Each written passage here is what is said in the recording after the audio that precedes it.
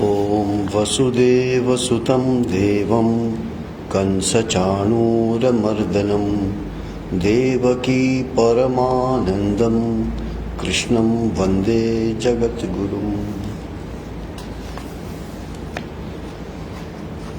So after the gap of almost 1 month, we are reading Bhagavad Gita again. So, to recapitulate where we left, so we were reading 2 slokas which are very important in Bhagavad Gita, which is one of the most discussed shlokas, which many people have discussed about it, commented about it, people have doubt about it, and also it has become the fundamental basic philosophy of what we do. In Sanskrit language, like other languages, but could be little more, that the same word which we use is with the reference you have to understand.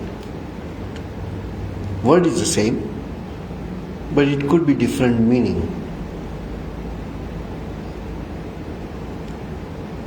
There is a concept which is very necessary to know, which is part of the Indian logic system. Logic word is used technically in our ancient scriptures as tarka. Tarka is argument in general, but this is logic, a kind of logic we use it. Also it is called nyaya. Generally nyaya is justice, but that is modern meaning. So a word which we use in terms of the context where it is used. For example,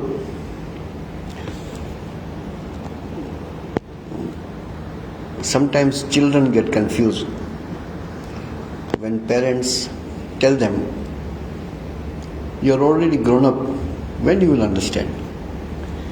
And next day the same parent will tell, "You are too small to understand that." So the child doesn't know whether I have grown up or I am still small. So it is with the reference. Everything is with reference only. In Bhagavad Gita, the word Atma is used in almost 6 different senses. Atma means me, I. When I see you all, me is this person with a name. When this person with a name has to say about himself, then his body also becomes other than that. So like this, when you go inward till you reach the real meaning of word Atman, that which is closer to me is Atma. That reference which is closer to me, we consider as Atma. Me and mine. And you really identify with that. The thing belongs to you, but you are identified with that thing and you connect yourself with that thing. For example, you have a house, so you say it is my house. You rent a room to me. Now I want to fix a calendar or a photograph on the wall, so I want to put a nail on the wall. With 1 or 2 sound of hammer, you will knock my door and say, "You cannot do this. I am putting nail on the wall, not on your forehead." No, yourself is identified with the house. People don't think, though they realize. When you drive a car, you identify with the whole car, otherwise you cannot drive.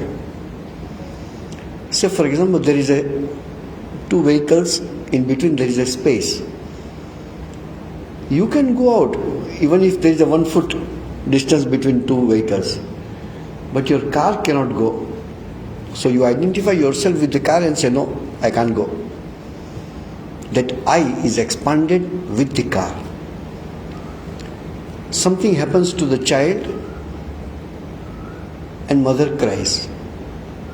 You identify yourself with something, even a person, even a group of people, even a country. You identify so much that there is a reaction when something happens to that country. So your concept of I is very relative. For example, when on the operation theatre you are given anesthesia, when you come back, if somebody asks you what was your experience, so you say, I didn't know. I don't know anything about what cutting and pasting was done on my body. Who is that I about whom you are talking that I don't know? But when you are come out of anesthesia, even a prick will be difficult for you to tolerate. And here the whole cut you are tolerating without any feeling. So I is where you identify yourself. If you don't identify, there is no I. Now in a waking state we identify with our body. So anything happens to the body, we have pleasure and pain. When you are disconnected or you are not identified, anything happens to the body, you are not aware. Because you are not identified with the body. So as the word Atma has different meaning, word I has a different meanings. In the same way, word karma has different meanings. What we do, action, is karma. The result of the action also is karma. You say it is my karma that I got this.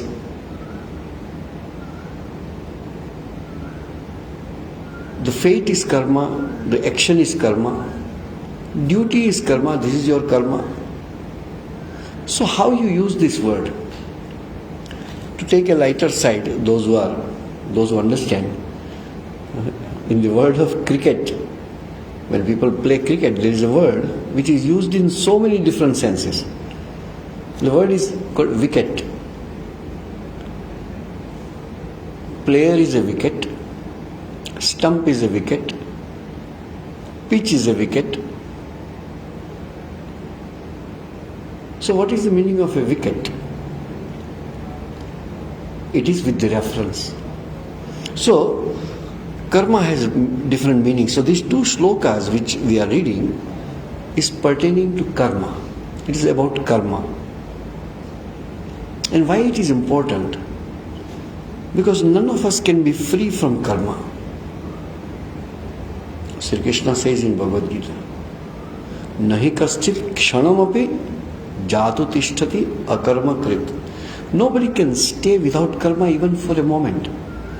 Now if you say, I am not doing anything, but you are sitting, you are breathing, your heart is pumping your blood in your body.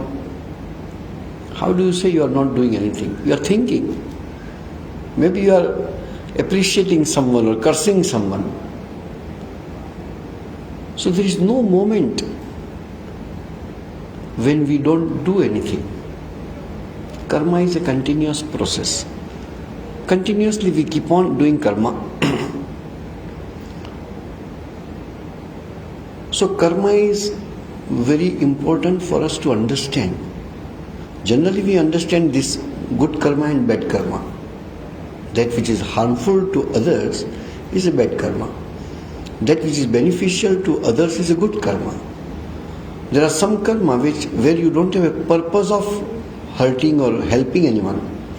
Your survival, your breathing, your moving around, your eating is not hurting or harming anyone. So that is karma done by you. So the karma which we do may have different definitions, different types of karma. So these two shlokas are very important. And Sri Krishna says in this philosophy of karma, you can do karma, you have to do karma. If I do karma, there is a result of karma. There is no karma which doesn't have a result. You can do karma, you can choose to do karma, you can choose not to do karma, you can choose to do karma in different way. That is in your control. But the fruit of karma is not in your control. Action you can do. The result of that karma, it may not be in your hand. Because as soon as it's a result of karma, it depends on many other factors. If it is related to a person, that person also has a role to play, so far as your karma has a result on him or her. The time is a factor, the place is a factor, the atmosphere is a factor, the economy is a factor, your relationship with that place or a person has a factor to affect the result of your karma. But generally we do and we expect. If I do this, I must get this result. Because generally it happens also. When there is nobody else is involved, though there are varieties of result by the same karma, but still the result is more or less same. So here, Sri Krishna says that you have control over your karma. You have a right to do karma. You have a control over your karma. There are some karma which we do, but we don't have a control. To have a control, you need practice. Breathing, for example. We must breathe. So people try to control their breathing and thereby adjust the lungs. Some people for few seconds, some people for a minute, very few people for more than a minute, very, very few.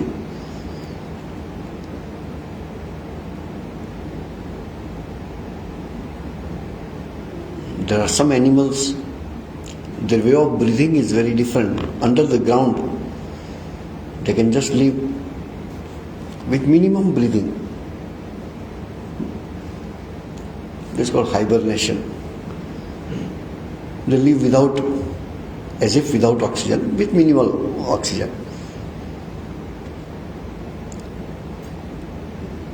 To control that breathing is called pranayama. Actually, the word of pranayama is different than control of breathing. As soon as pranayama we say, we immediately take breath, hold it, release it. We consider that as pranayama. What is the word? Prana ayama. Ayama is a factor, or the, how to say, facet. And prana is the vital force. Breathing is one manifestation of prana. Prana has different manifestation. Prana is the expression of your life, that you are alive. And those expressions, our forefathers, thousands of years before, modern anatomy of medical science was not there. At that time, they have done this research on themselves, that what I am breathing is also prana. But prana has another action of my eyes, winkling of my eyes. When I do like this, a particular prana, or a prana has a particular manifestation which allows me to move my eyelids. There is no other way to move your eyelids. So there are 10 manifestations of prana.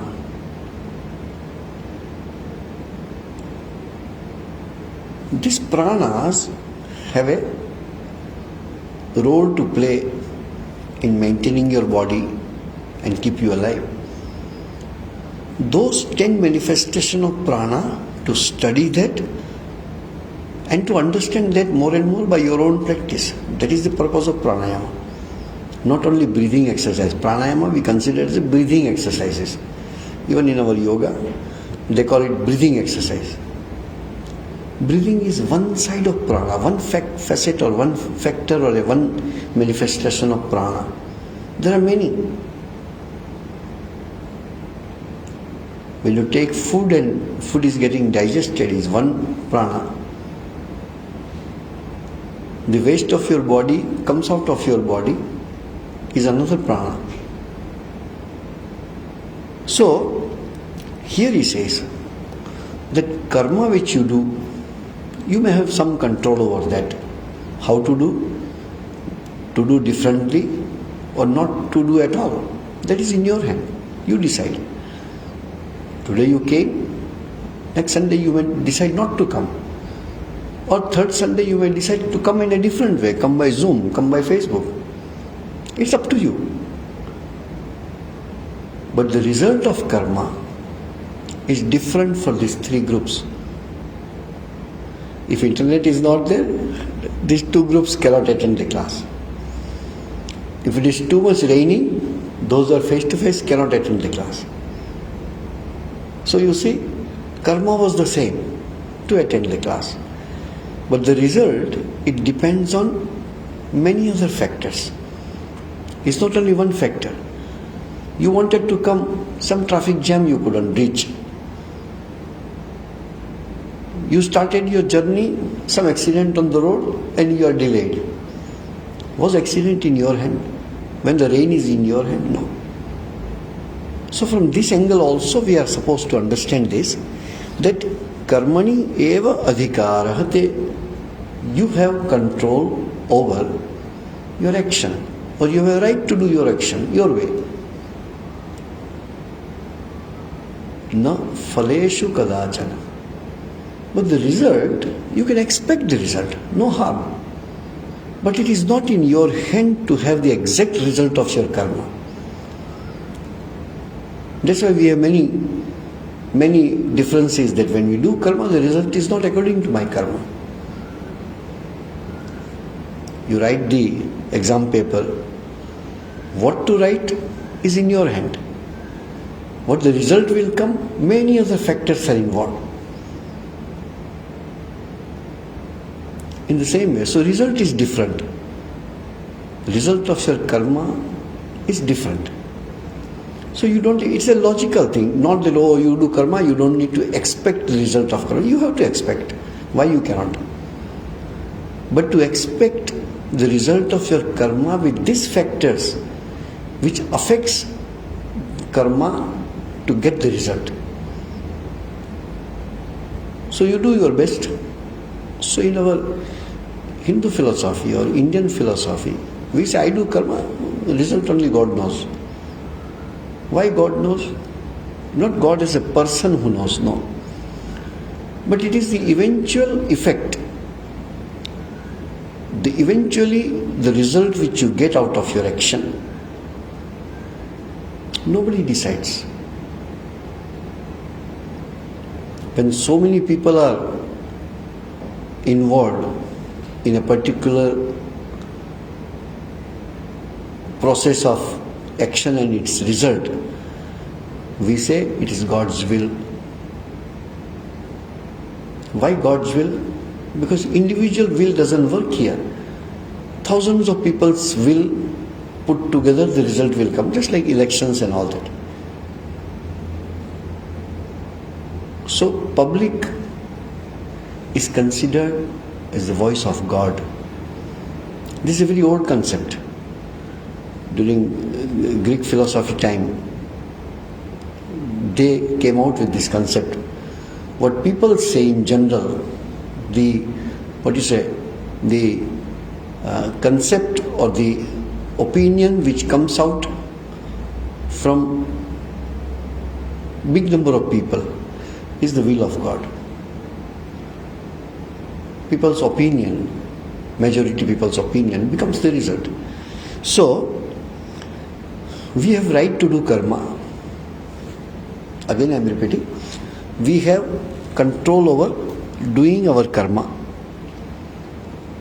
You can do karma, you choose not to do karma, you choose to do karma in a different way. That could be in your hand. But the result is not in your hand. Maybe you are also one of the factors in getting the result of your karma. But there are many other factors which works and that changes the result. This is a simple philosophy to understand. But if this happens, we understand, okay fine, I do my karma, then result whatever comes.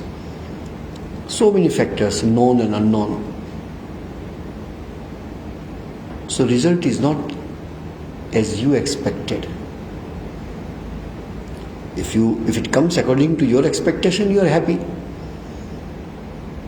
When it happens much more than your expectation, you think it's a miracle. How it is possible? I do little karma and I got so much result. I just spent $2 to buy a lottery ticket and I got $1 million. How it is possible? That cannot be result of your karma. Your $2 worth of karma cannot give you 1 million worth of fruits. But you don't ask the question at that time because you are in profit. But you do so much expecting some result and the result is horribly in negative. So you start cursing everybody. So this nobody knows. So here the shloka says, you have control over adhikara. Word the adhikara has two meanings. One, you have a right to do karma. But here, I think because many translations you will find you have a right to do karma, not on your result. I think right is not the correct word. The correct word should be, in many people's opinion, in my opinion also, is a control. You have control over your action. Up to certain extent that too, but still you can have a control. You work hard. You put your 100%. That is in your hand. To be sincere, that is in your hand. But the result could be altogether different. More than your expectation, according to your expectation, or much lesser than your expectation.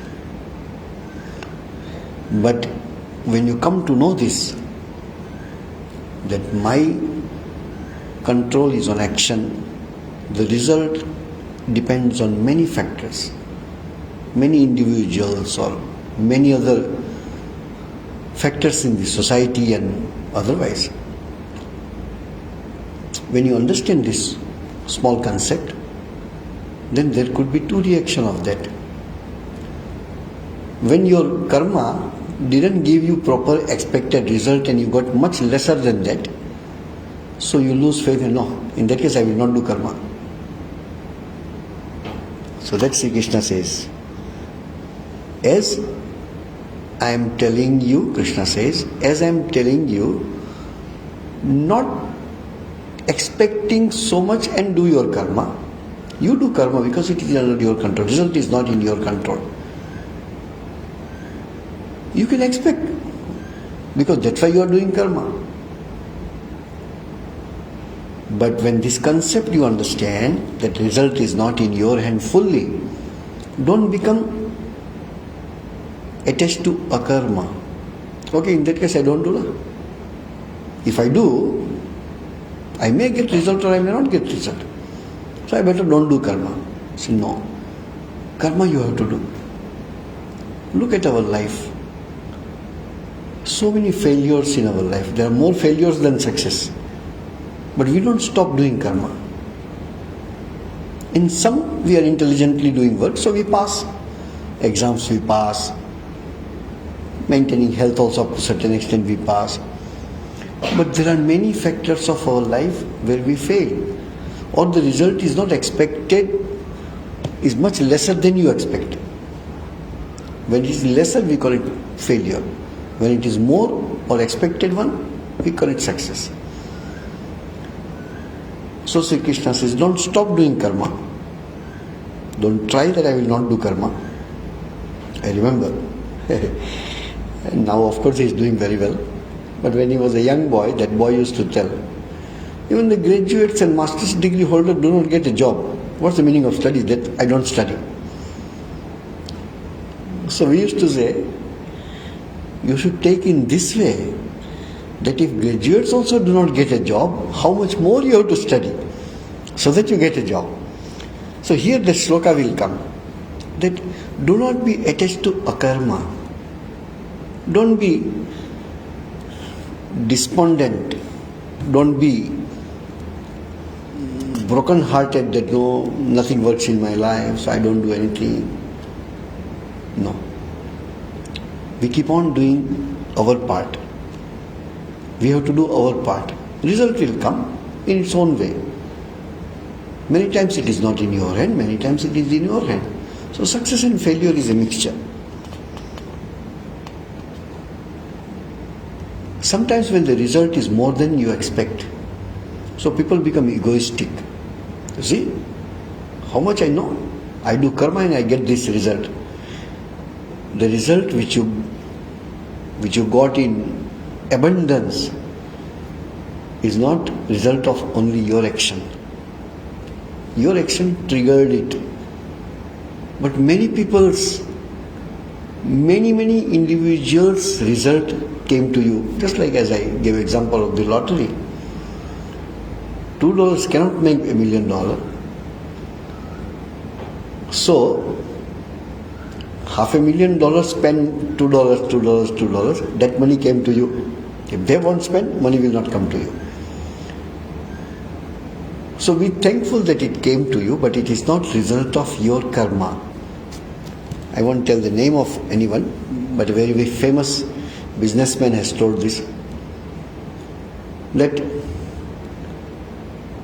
when you work hard and earn $100, it is your action and your result. You earn $1,000, very good, that also is your only. You earn 10,000, okay, that can be result of your action. When you get $1 million, remember that with your action, many other people have put action and then you, for some reason, money came to you. As somebody has earned $1 billion.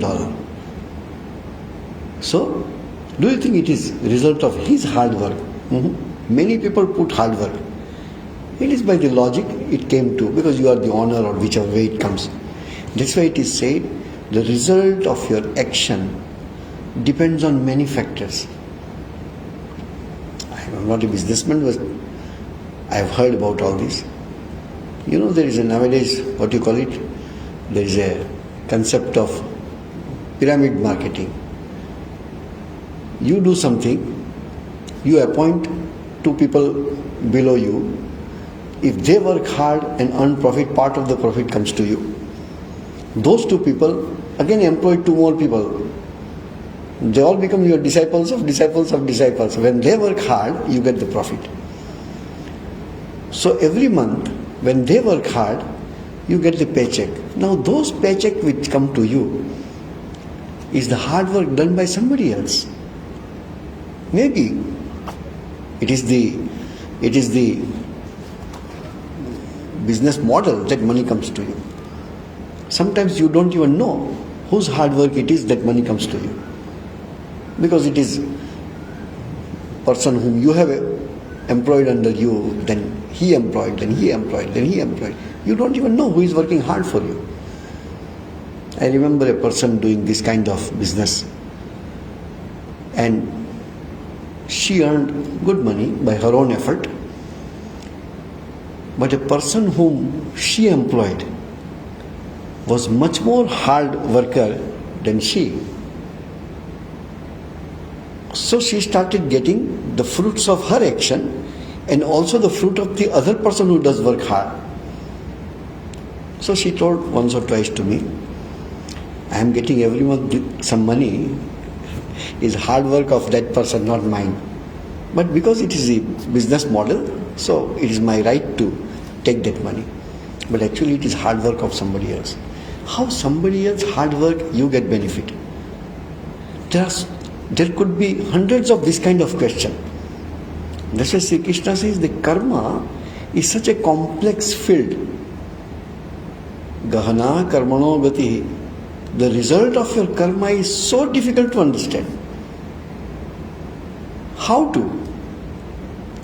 A soldier goes in the battlefield and he gets killed by soldier of another country whom he doesn't even know. How it is possible? We don't know. But that happens. As I told in this, somebody works hard and you get the money, you get the profit. How? Difficult to say. There are many questions could be there in the field of karma. Whenever people come to us or when people go to the people with expecting some answers of their life, this is the key, that we must find the logic why it happened with you. I did not do that, then still why did I do? So we say, again karma. Maybe you have done some bad karma in this life or the previous life. And you have to reap the result. You get person in your life and makes your life miserable. Why it happens? What do you did to him or her? So we say, no, this is my karma, my fate. Because we cannot answer. So the word fate came to blame something whom I do not know. God is another excuse. What is the God's will? God has nothing to do with this. Only my previous karma I do not know.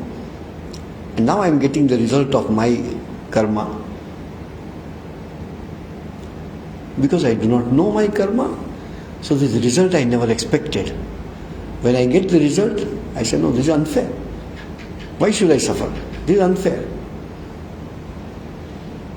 I don't remember the name of that player. He was a black tennis player. Very young age, in his late 20s, he got cancer and he died. So he used to say, I don't know the name of the person. He was an athlete, world-class tennis player. So people told, you are so physically fit, how can you get cancer? So he answered in this way. When I was given a chance to play tennis when I was 2 years old, did I ask myself, why me? Thousands of children don't get this chance. I started playing professional tennis at the age of 14. I did not ask, why me? I came in a world tournament. I didn't ask question me. So when success comes, we do not say, why me?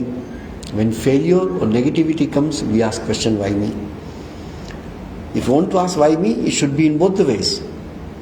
I'm not supposed to get this money, why should I get? But then you say, no, it's because of me, I'm so good. So when success and failure is more than your expectation, remember that it is result of some of your karma which you do not know. Maybe done unknowingly or maybe knowingly. Maybe of this life or maybe past life. We don't know. So many examples are there. I refer you to one book.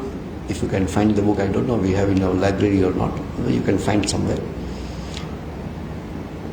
The book is called Many Lives, Many Masters. There is a psychiatrist of Florida University called Brian Weiss. He writes this book. If you read that book, something of this karma will be cleared.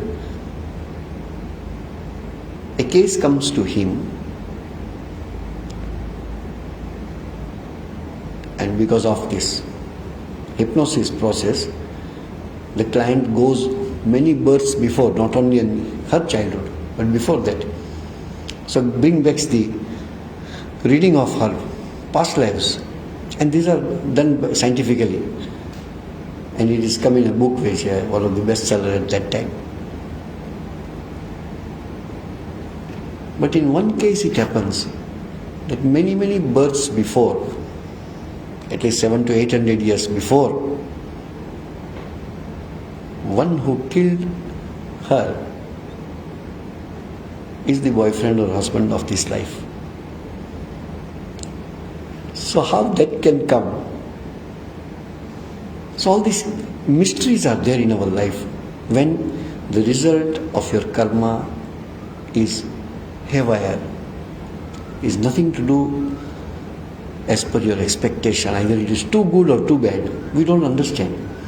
And then question comes. When it is more than your expectation, you call grace of God, miracle, I am lucky, I am a hard worker. Either you take praise on yourself or you praise God.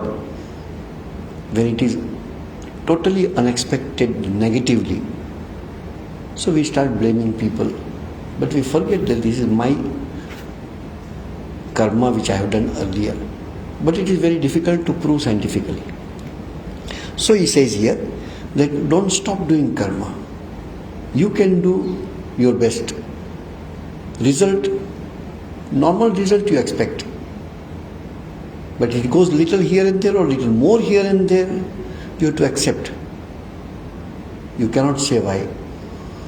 I am forgetting, in Hindi it is, I don't remember exact line, but Goswami Tulsidas, he says one thing.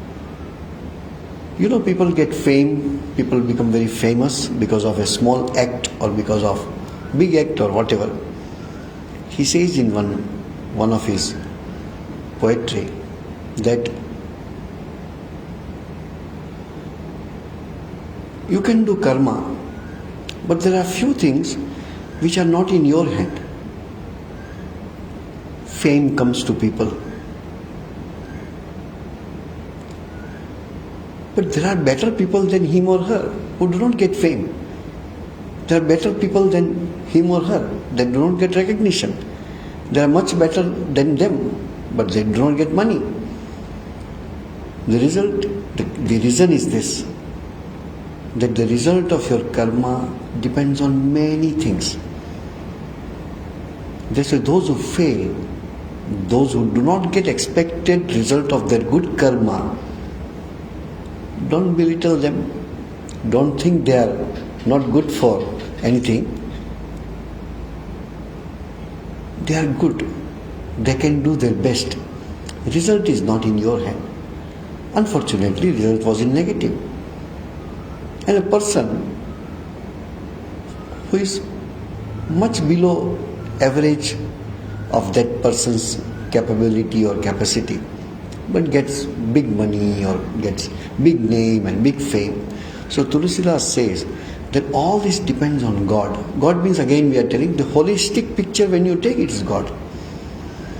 When you do not know who is responsible for this vast, big, huge result of your small action, then you give it to God. Oh, it's a God's grace here, I got $1 million by spending $2 in lottery. You do not know who are the people responsible for that big money. Many people fail, then one person gets succeed. Could be. Does it happen that there was a lottery and thousands of people or other, everybody got prize? Cannot, it is impossible. How it is possible that everybody gets $1 million? It is impossible. Who gets? Karma. So it is very difficult to ascertain. That's why Krishna says in other place in Bhagavad Gita, Gahana karmano gati. It is extremely difficult to ascertain what result will come out of your karma. But you do your best and leave the rest in the hand of God. That should not make you, in that case I don't do that. Why should I do karma so much if I don't get good result out of it? No. Don't take that negative standpoint of not doing karma. We have to keep on doing our part. Sri Ramakrishna's example that a farmer plows the field, artificially supplies the water if there is no rain, and looks after the field and try to get as much crop as possible. But when there is no water nearby, now because of modern science and many things, government efforts and all that, the canals have been made and people get water in their fields. Otherwise, they plow the field and wait for the rain to come. That was the condition few decades before. Sri Ramakrishna says, one who is a traditional farmer, just because few days he doesn't get rain, he doesn't stop farming. He keeps on doing his, whenever rain is there, he gets the result of his farming. So, we should not be attached to inaction. We should not be expecting hi-fi result of your action. There is no harm in expecting legitimate result of your action. No profit, no loss kind of thing. When you get too much, remember somebody worked hard and by law of some karma, the result came to you. If 10 people lost money and you got the profit, maybe another time you are in the list of losing money and somebody else will get the profit. But you don't stop doing your work because it helps at least someone to earn money. You will get little, but someone will get more. We do not know how. But karmana gatihi gahana, the result of your action or the fate of the result of your action is extremely difficult to understand. Because it is not possible to find out. One who would have got $1 million by spending $2 in lottery, is it possible for him to find the remaining 500,000 people who have spent $2? It's not possible for him to find. But result is this. So many people put money, part of that money only comes to you. There is no, the company who launches this lottery doesn't give you a single cent from their pocket. So, idea is this, that we do karma according to our capacity, but you don't expect the result. What result you don't expect? Don't expect the result out of the way. Legitimate, yes. For example, if I do like this is my action only, correct? And the sound came. That is the result of my action, the sound which came. So people play tabla expecting this result. If I do like this, the sound will come. And the sound comes. So we say, okay, my action has a perfect result. If before you start playing tabla, I go and put I smear the surface of the tabla with a few drops of water, no good sound will come and you will be dejected. Oh, this tabla is no good. Tabla was very good 5 minutes before. Somebody put little water on the leather and all the sound went away. Microphone testing. Since morning a person was testing the mic. Correctly when the guest of honor starts speaking, the mic stops. And we scored that person. He said, sir, what to do? 5 minutes before the program started, I saw it was okay. How it becomes no okay? Nobody knows. But the scolding you should get, that was your fate, that was your karma. So even the microphone goes out of order. I remember a small incident which looks like a joke, but it is true. We had a program, about 200 people, 300 people had come. So we told a group of boys to do invocation. But we missed one point, that none of them, 3 boys or 4 boys, none of them have a sense of music. So everybody is chanting invocation in their own scale. So when invocation started, the boy who was in charge of microphone came running to me. Believe me, Swamiji, believe me, mic is perfectly okay. I say, I understand. They are out of tune, not your mic. So many times it happens that result of your karma is absolutely nothing to do with your karma. That fellow kept crying to me and says, believe me, Swamiji, before you came entered the hall, I tested 100 times, it is okay. Now only it is not working. I say, yeah, let you try again. So, do we stop doing action because of that? No. Expecting proper result is not wrong. But when you don't get so much disturbed that you stop doing action. This is the essence of this shloka. Another shloka also what we discussed was this. How to do karma, even if I will keep on doing karma. How should I do it? What is the process? What are the attitudes involved? So in this shloka he says, Yogastha kuru karmani sangam tyaktva dhananjaya siddhi asiddhyo samo bhutva samatvam yoga uchyate. Nobody gets the exact result of their karma. Even God did not get when God came as an incarnation or a prophet.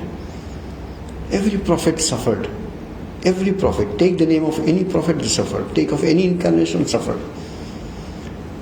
Rama was incarnation over 14 years to live in the forest with your brother and your wife. Is it a joke? Krishna was born in a jail. Somehow got rescued. Led a very administratively also great life. But his own people ruined his kingdom. And he died by somebody's mistake. A poisonous arrow comes to his feet. And he leaves the body or he dies. Buddha, though voluntarily, but though he was a prince, but so much mortification of the body, on the verge of death, that a lady comes and offers little payasam and saves his life. Holy Mother says in one place that with Rama I came as Sita and lifelong suffering. Sri Krishna came as Radha, lifelong suffering, waiting for Krishna and never got. Still why we love God, still why we take the name of God, because we can come over the fear of death. Sri Ramakrishna's one lady disciple, Gopaler Ma,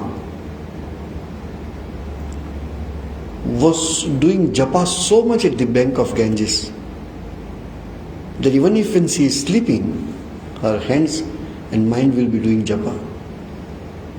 Even when she is not aware of her body.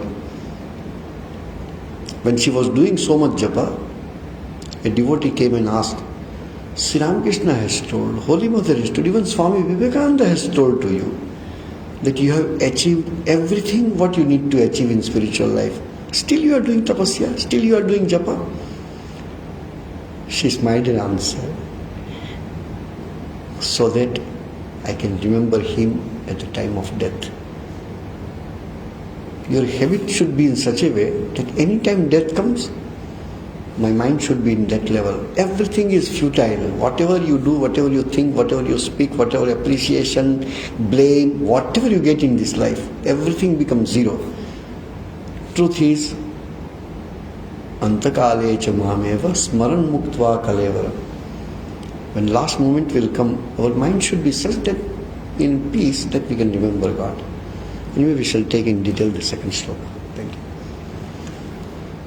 Om Shanti Shanti Shanti Harihi Om Tat Sat Shri Ramakrishna Arpanamastu.